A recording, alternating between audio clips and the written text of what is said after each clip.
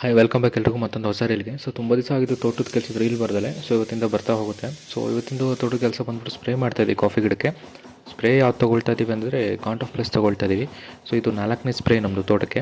Can't of plus ಜೊತೆಗೆ ನಾವು ಬಳಸ್ತಾ ಇರೋಂಥದ್ದು ಗೊಬ್ಬರ ಬಂದು 13-045 ಏನಕ್ಕೆ ಬಳಸ್ತೀವಿ ಅಂತಂದರೆ ನಿಮ್ಗೆ ಅದನ್ನು ಮುಂದೆ ಹೇಳ್ತಾ ಹೋಗ್ತೀನಿ. ಸೊ ನೆಕ್ಸ್ಟು ಮೈಕ್ರೋ ನ್ಯೂಟ್ರಿಯೆಂಟ್ ಬಳಸ್ತಾ ಇರೋದು ಬಂದು ಸೂಪರ್ ಮ್ಯಾಜಿಕ್. ಆ್ಯಸ್ ಆಲ್ವೇಸ್ ಯಾವುದನ್ನೇ ಬಳಸ್ತೀವಿ ಅದನ್ನೇ ಬಳಸ್ತಾ ಇದ್ದೀವಿ. ಅದ್ರ ಜೊತೆಗೆ ಒಂದು ಗಮ್ ಕೂಡ ತೊಗೊಳ್ತಿದ್ದೀವಿ ಆಝಿನವ್ರದ್ದು, ಆಝೋವೆಟ್ ಅಂತ. ಸೊ ಇದು ನಾರ್ಮಲ್ ಗಮ್ಮು 400 ರುಪೀಸ್ ಆಗುತ್ತೆ ಪರ್ ಲೀಟರ್ಗೆ. ಸೊ ಸಿಲಿಕಾನ್ ಗಮ್ ಹಾಕ್ತಾ ಇಲ್ಲ ಇಲ್ಲಿಗೆ, ಏನಕ್ಕೆ ಅಂತ ಅವಶ್ಯಕತೆ ಇಲ್ಲ ಸದ್ಯಕ್ಕೆ, ಮಳೆ ಬಿಸಿಲಿರೋದ್ರಿಂದ. ಹಾಗಾಗಿ ಮಾಮೂಲಿ ಗಮ್ ಹಾಕ್ತಾಯಿದ್ದೀವಿ. ಸೊ ಸ್ಪ್ರೇ ತೊಗೊಳ್ತಾ ಇದ್ದೀವಿ.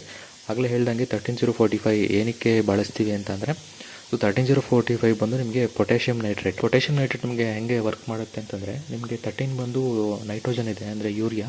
ಸೊ 0 ಬಂದು ಫಾಸ್ಫರಸ್ 0 ಇರುತ್ತೆ. ಈ ಟೈಮಲ್ಲಿ 0 ಅವಶ್ಯಕತೆ ಇರೋದಿಲ್ಲ. 45 ಬಂದ್ಬಿಟ್ಟು ನಿಮಗೆ ಪೊಟ್ಯಾಷ್ ಇರುತ್ತೆ. ಸೊ ಇದು ಲಾಸ್ಟ್ ಸ್ಪ್ರೇ ಆಗೋದ್ರಿಂದ ಇನ್ನೇನು ಒಂದು ತಿಂಗಳಲ್ಲಿ ನಮ್ಗೆ ಹಣ್ಣು ಬಂದುಬಿಡುತ್ತೆ. ಹಾಗಾಗಿ ಈ ಸ್ಪ್ರೇ ತೊಗೊಳ್ತಾ ಇದ್ದೀವಿ. ಅಂದರೆ ನಮ್ಮ ಕಡೆ ಇನ್ನೂ ಹಣ್ಣು ಬಂದಿಲ್ಲ, ಕಾಫಿ ಹಣ್ಣು, ಹಾಗಾಗಿ ತೊಗೊಳ್ತಾ ಇದ್ದೀವಿ ಸ್ಪ್ರೇನ. ಸೊ 45 ಬಂದು ಪೊಟ್ಯಾಶು. ಸೊ ನಿಮಗೆ ಪೊಟ್ಯಾಶು ಹಣ್ಣು ಬರೋ ಟೈಮಲ್ಲಿ ನಿಮಗೆ ಜಾಸ್ತಿ ಕೊಟ್ಟಾಗ ಏನಾಗುತ್ತೆ, ನಿಮಗೆ ಕಾಯ್ದು ಒಳಗಡೆ ಬೆರಿ ಸೈಜ್ ನಿಮಗೆ ಜಾಸ್ತಿ ಆಗುತ್ತೆ. ಜೊತೆಗೆ ನಿಮಗೆ ಒಳಗಡೆ ಸಿಪ್ಪೆ ಇರುತ್ತಲ್ಲ ಮೇಲ್ಗಡೆ, ಆ ಸಿಪ್ಪೆ ಸೈಜ್ ನಿಮಗೆ ಚಿಕ್ಕದಾಗುತ್ತೆ. ಅಂದರೆ ಒಳಗಡೆ ಬೆರಿ ಸೈಜ್ ಜಾಸ್ತಿ ಆಗೋದ್ರಿಂದ ಸಿಪ್ಪೆ ಸೈಜ್ ಕಡಿಮೆ ಆಗುತ್ತೆ. ಜೊತೆಗೆ ಹಣ್ಣು ನಿಮಗೆ ತುಂಬ ಶೈನಿಂಗ್ ಬರುತ್ತೆ. ಜೊತೆ ನಿಮಗೆ ಡ್ರಾಟ್ ಟಾಲರೆನ್ಸ್ ಸಿಗುತ್ತೆ 13-045 ಸ್ಪ್ರೇ ಮಾಡೋದ್ರಿಂದ. ಅಂದರೆ ಮುಂದಕ್ಕೆ ಏನಾದರೂ ಸ್ವಲ್ಪ ಮಳೆ ಕಡಿಮೆ ಆಯಿತು ಆ ಥರ ಏನಾದ್ರು ಆದಾಗ ಸೊ ಗಿಡಗಳು ಹೆಲ್ತಿಯಾಗಿರುತ್ತೆ, ತಡ್ಕೊಳ್ಳುತ್ತೆ ಅನ್ನೋ ಒಂದು ಕಾರಣಕ್ಕೆ. ಜೊತೆಗೆ 13 ನಿಮಗೆ ಯೂರಿಯಾ ಇರೋದ್ರಿಂದ ಸ್ವಲ್ಪ ವಿಗರಸ್ ಆಗಿ ನಿಮಗೆ ಗ್ರೋತ್ ಇರುತ್ತೆ, ವೆಜಿಟೇಟಿವ್ ಗ್ರೋತ್ ಸಿಗುತ್ತೆ ಈ ಟೈಮಲ್ಲಿ.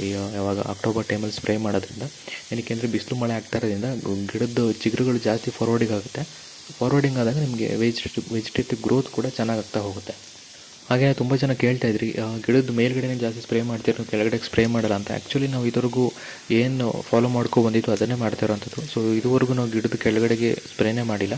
ಸೊ ಎಲ್ಲ ಸ್ಪ್ರೇ ಮಾಡೋದು ಕೂಡ ಗಿಡದ ಮೇಲ್ಗಡೆನೆ. ಸೊ ನಿಮಗೆ ಯಾವಾಗ ಮೇಲ್ಗಡೆ ಎಲೆ ಚೆನ್ನಾಗಿರುತ್ತೆ ಅವಾಗ ಆಟೋಮೆಟಿಕ್ಕಾಗಿ ನಿಮಗೆ ಎಲೆ ಏನು ಅಬ್ಸರ್ವ್ ಮಾಡ್ಕೊಳ್ಳುತ್ತೆ, ಏನೇ ನೀವು ಔಷಧಿ ಕೊಟ್ಟರೆ ಆಗಲಿ ಏನೇ ನ್ಯೂಟ್ರಿಯೆಂಟ್ಸ್ ಕೊಟ್ಟರು ಚೆನ್ನಾಗಿ ಅಬ್ಸರ್ವ್ ಮಾಡ್ಕೊಳ್ಳುತ್ತೆ. ಕೆಳಗಡೆ ಸ್ಪ್ರೇ ಮಾಡಬೇಕು ಅಂತ ಅವಶ್ಯಕತೆ ಇಲ್ಲ. ಸೊ ಅಕಸ್ಮಾತ್ ಏನಾದ್ರು ಮಳೆ ಬರೋ ಥರ ಇದೆ, ಮಳೆ ಬಂತು ಅನ್ನೋ ಬೇಕಾದ್ರೆ ಕೆಳಗಡೆ ಸ್ಪ್ರೇ ಮಾಡ್ಕೋಬೋದು. ಸೊ ಆವಾಗ ಏನಾಗುತ್ತೆ, ನಿಮಗೆ ಮಳೆ ನೀರು ಕೆಳಗಡೆ ಎಲೆಗೆ ಎಳ್ಕೊಳ್ಳೋದಿಲ್ಲ, ಕೆಳಗಡೆಗೆ ಬೀಳೋದಿಲ್ಲ, ಬರೀ ಮೇಲ್ಗಡೆ ಮಾತ್ರ ಬೀಳೋದ್ರಿಂದ ಆವಾಗ ನಿಮ್ಗೆ ಏನೂ ತೊಂದರೆ ಆಗೋದಿಲ್ಲ. ಸೊ ಇದಾಗಿತ್ತು ಇವತ್ತಿನ ರೀಲು. ಸೊ ನಿಮ್ಗಳದೆಲ್ಲ ಸ್ಪ್ರೇ ಆಯಿತಾ, ಯಾವ ಸ್ಪ್ರೇ ಮಾಡಿದ್ರೆ, ಯಾವ ಸ್ಪ್ರೇ ತೊಗೊಂಡ್ರಿ ಕೊನೆಗೆ ಅನ್ನೋದನ್ನ ಕಮೆಂಟ್ ಮಾಡಿರಿ ಇಲ್ಲ ಅಲ್ಲಿ. ಸೊ ಸಿಗೋಣ ಮತ್ತೊಮ್ಮೆ ಮುಂದಿನ ರೀಲ್ ಜೊತೆ. ಅಲ್ಲಿಗಂಟ ಎಲ್ಲರಿಗೂ ಕೂಡ ಧನ್ಯವಾದ.